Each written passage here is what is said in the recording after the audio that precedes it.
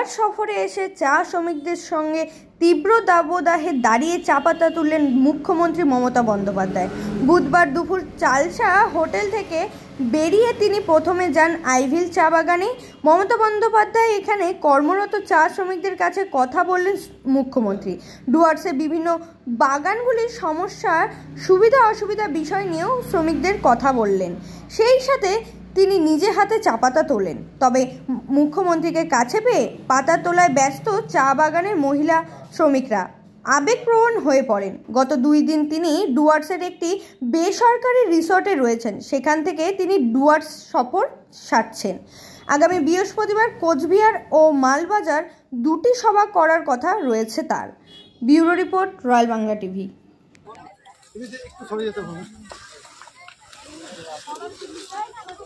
Mobile mobile mobile ভাই ভাই ঢুকিয়ে না দেখো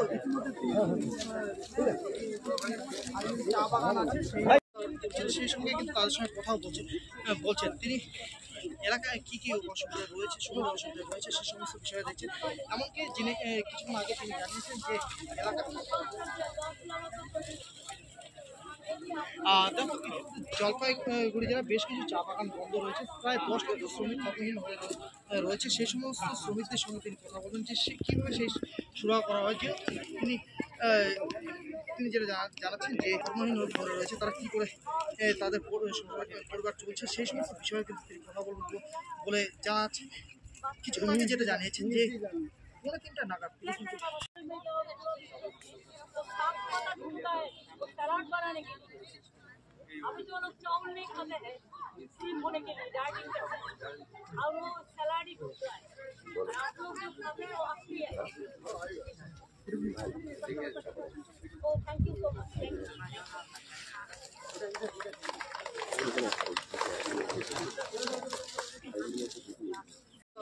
সেই সঙ্গে কিন্তু তাদের সঙ্গে কথাও বলছেন তিনি এলাকায় কি কি অসুবিধা রয়েছে, সুবিধা অসুবিধা রয়েছে সে সমস্ত বিষয়ে দেখছেন।